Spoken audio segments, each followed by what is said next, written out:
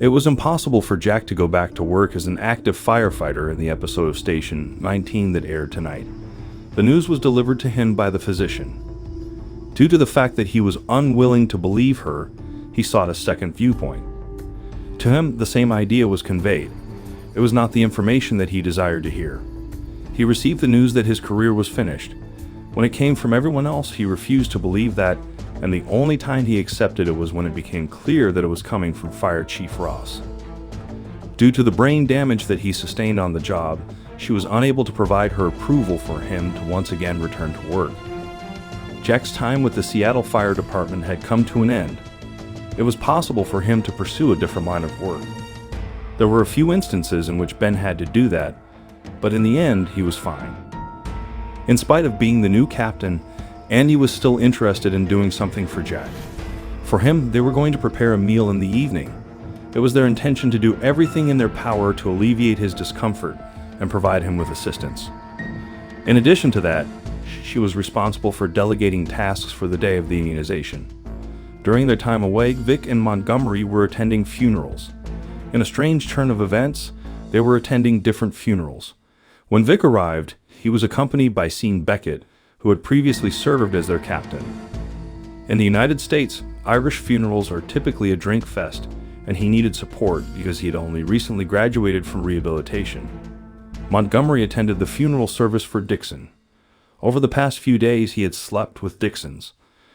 Due to the fact that he dishonestly cheated on his new partner, attending the funeral with the new boyfriend appeared to be an unwise decision.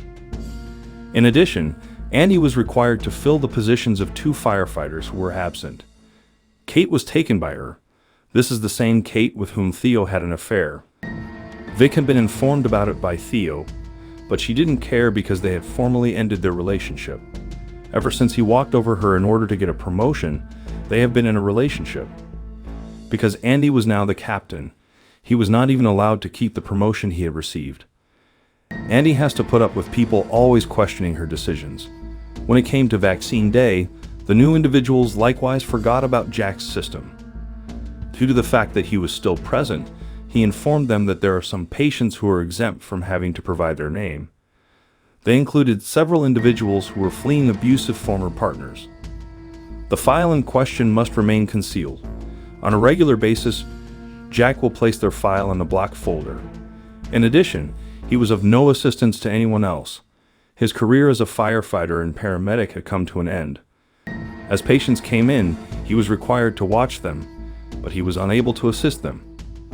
During the day that they went into possible pandemic mode, it was not apparent whether he was even still present at that location. Upon entering, there was a mother who brought a couple of children with her. They had her as their babysitter. Despite the fact that she had been struck in the head by an instrument, it did not explain why her mouth was bleeding, nor did it explain the confusion and vomiting that soon followed. It is then that they shut the doors to the firehouse. Every person who was still inside was required to wear a mask. An individual who was volunteering thought that it was Ebola. The remainder of the gang was thrown into a state of panic as a result of her actions, and Sullivan did his best to calm them down. Neither of them had any idea what they were up against. This could not be Ebola at all. Andy and Fire Chief Ross were currently speaking with the Centers for Disease Control and Prevention, CEC, over the phone. They had the nanny in a room that was closed off, and Carina and Maya were the ones who were caring for her. They did everything in their power to ensure that the nanny and the children that she took care of were kept away from other people. After some time, the nanny removed her clothes. Her chest and torso are covered in a rash that looks like a spider web. Due to the fact that no one knew what her ailment was, it was a curious mystery. However, Ben and Theo encountered some difficulties when they were working on Crisis 1, and they were doing everything in their might to treat her. They were dispatched to the scene of a conflict that had taken place. Mother and son were the ones who got into the fight. As soon as they arrived, it appeared like the fight had been resolved. A short while ago, the mother underwent dialysis, and Ben made sure to check on her to ensure that she was doing well. Then her son, who had been a slacker, began to complain. He made a demand that his mother prepare dinner for him. She instructed him to handle the situation on his own. He expressed that they did not possess eggs due to the fact that she was too foolish to do so. Theo made an effort to have a calm conversation with him. On the other hand, this individual possessed multiple firearms. Due to the fact that the neighbor's dog was always barking, he fired off one of the weapons as a warning to the neighbor. It was necessary for Theo to inform the authorities. The police arrived. Both the mother and the son were questioned. Due to the fact that this was a he said/she said, the son was issued a citation. A claim was made by the son that the dog attempted to attack. He did not back down from his position. A further reason why the police did not intervene was that the son was a white male and the neighbor was of Hispanic descent. A demand was made by both the mother and the son for Crisis 1 to leave. They departed. To put it simply, they did not come back to the firehouse. It should be noted that the firehouse was secure. In the end, they discovered that the nanny did not have a contagious condition. Individuals were granted permission to depart. Additionally, the nanny was sent to the hospital for treatment. Ross was asked by Sullivan to marry him, and she responded with a maybe. Nevertheless, Andy observed that Jack's equipment was missing. She put Ben and Theo on a mission to check on Jack. She was concerned about whether or not he would be there at the meal. Later on, they were able to locate him.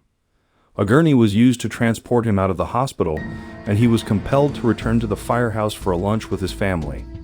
There was a close call between Carina and Maya. They were informed that they had been given permission to foster the child. They made a hasty trip to try and find him. A short while later, they came back carrying him in their arms. Both Vic and Montgomery traveled back after their respective funerals and returned home. Every member of Beckett's family was an alcoholic.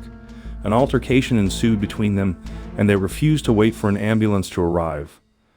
Therefore, he has abandoned all hope for them. Being in their presence made it impossible for him to maintain his sobriety. Consequently, Vic extended an invitation to him to join the family for supper.